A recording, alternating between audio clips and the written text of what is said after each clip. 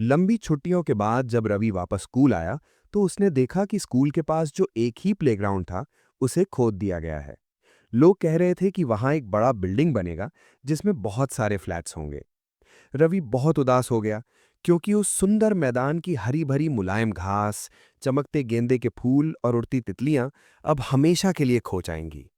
उसने अपना दुख अपने क्लासमेट्स के साथ बांटा। स्कूल असेंबली में प्रिंसिपल ने भी दुख जताते हुए कहा, देखो हमारा एनवायरनमेंट कैसे बदल रहा है। क्लास में रवि ने अपनी टीचर से पूछा, एनवायरनमेंट का मतलब क्या होता है? टीचर ने जवाब दिया, एनवायरनमेंट मतलब सब कुछ जो तुम्हारे आसपास है।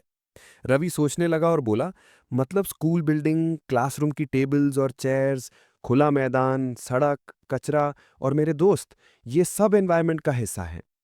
टीचर ने हाँ में हाँ मिलाते हुए समझाया कि कुछ चीजें प्रकृति ने बनाई होती हैं, जैसे पहाड़, नदियां, पेड़ पौधे और जानवर, जबकि कुछ चीजें इंसान बनाता है, जैसे सड़क, गाड़ी, कपड़े और किताबें। फिर टीचर ने सब स्टूडेंट्स को पैर में बैठकर प्राकृतिक चीजों और मानव निर्मित चीजों की लिस्ट बनाने को कहा। रवि, परमजीत जैसी, मुस्तफा और आशा इस लिस्ट को बनाने के लिए बहुत उत्साहित हो गए। इकबाल ने तब पूछा, एनवायरनमेंट बदल क्यों रहा है? टीचर ने बताया कि ये सब इंसानों की बढ़ती ज़रूरतों की वजह से हो रहा है। हम अपनी ज़रूरतों के लिए प्राकृतिक एनवायरनमेंट को बदल रहे हैं और कभी-कभी उसे बर्बाद भी कर देते हैं। एनवायरनमेंट हमारा बेसिक लाइफ सपोर्ट सिस्टम है। ये हमें सांस लेने के लिए हवा, पीने के लिए पानी, खाने के लिए भोजन और रहने के लिए ज़मीन देता है। इंसान प्राकृतिक एनवायरनमेंट को कई तरीकों से बदलता है। जैसे गाड़ियों का धुआं हवा को प्रदूषित करता है, पानी मटकों में जमा किया जाता है, खाना बर्तन में पकाया और परोसा जाता है, और जमीन पर फैक्ट्रियां बनाई जाती हैं। इंसान गाड़ियां, मिल्स, फैक्ट्रीज और कंटेनर्स बनाता है और इस तरह से वो नेचुरल एनवायरनमेंट को बदल देता है। किसी भी जीवित प्राणी के आसपास की जगह, लोग, चीजें और प्रकृति मिलकर उसका एनवायरनमेंट बनाते हैं।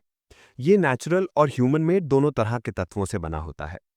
नेचुरल एनवायरनमेंट में जीवित और अजीव दोनों तरह की चीजें होती हैं।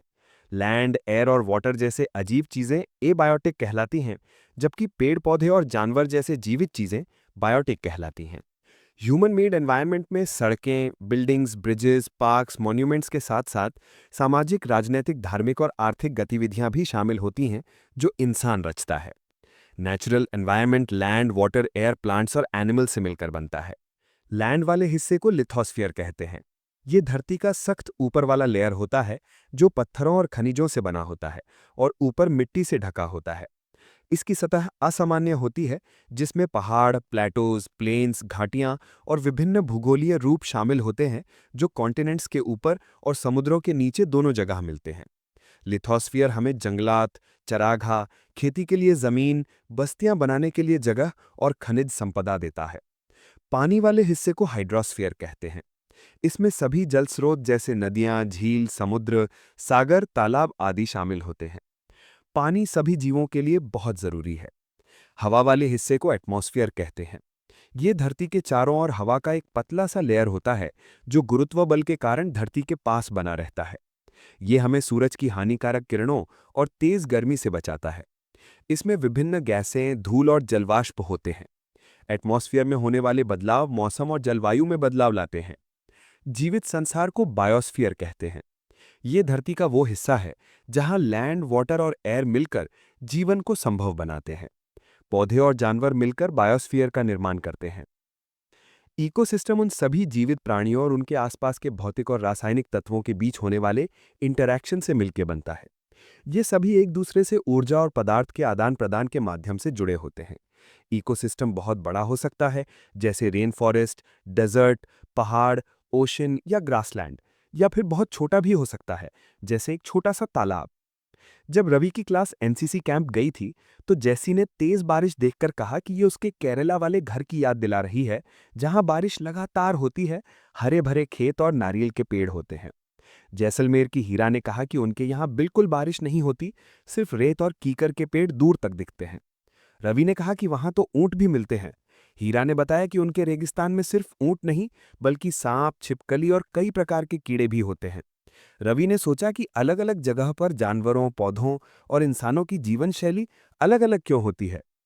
टीचर ने समझाया कि सभी जीव अपने आसपास के एनवायरनमेंट पर निर्भर होते हैं और एक दूसरे पर भी आश्रित होते हैं। इन्हीं रिश्ते और पारस्परिक संबंधों से इकोसिस्टम बनता है। रवि और उसके दोस्तों का पार्क भी एक छोटा इकोसिस्टम था। इंसान एनवायरनमेंट के साथ इंटरैक्ट करके उसको अपनी ज़रूरत के हिसाब से बदलता है। पुराने समय में इंसान प्रकृति के हिसाब से जीता था और अपनी सभी ज़रूरतें प्रकृति से पूरी करता था। धीरे धीरे ज़रूरतें बढ़ गईं। इंसान ने खेती करना, पशुओं को पालना और एक जगह स्थापित होकर रहना सीखा। चक्र का आविष्कार हुआ, बचत होने लगी, व्यापार शुरू हुआ और व्यवसाय विकसित हुआ। इंडस्ट्रियल रेवोल्यूशन ने बड़े पैमाने पर उत्पादन संभव बनाया। यात्रा के माध्यम तेज हो गए। आगे चलकर इंफॉर्मेशन रेवोल्यूशन ने दुनिया भर में संवाद को आसान और तेज कर दिया। हमारी जीवन शैली और ज़रूरतें एनवायरनमेंट के साथ बदलती रहती हैं। जैसे हम गर्मी में रसीला तरबूज खाना पसंद करते हैं और सर्दी में गर्म भुने मूंगफली। ये दिखाता है कि इंसान और प्रकृति कितने गहरे तौर पर जुड़े हुए हैं। नेचुरल और ह्यूमन मेड एनवायरनमेंट के बीच एक संतुलन बना रहना बहुत ज़रूरी है। इंसान को सीखना चाहिए कि वो अपने एनवायरनमेंट के साथ मिलजुल कर समझदारी से जिए। रवि की क्लास की नूरी, जो मिजोरम से थी, अक्सर अपने घर के हरे भरे दृश्यों के बारे में बात करती थी। जब उसने रवि को अपने प्लेग्राउंड के खो जाने पर उदास देखा, तो उसने उसे छुट्टियों में अपने घर आने का निमंत्रण दिया। टीचर ने सभी स्टूडेंट्स को कहा कि अपनी छुट्टियों में जिस भी जगह पर जाएं, वहां के लैंडस्केप, घरों और लोगों की गतिविधियों को ऑब्जर्व करके उनका चित्र बनाएं, ताकि सभी अलग अलग एनवायरनमेंट्स को समझ सकें और उनकी खूबसूरती का आभास कर सकें।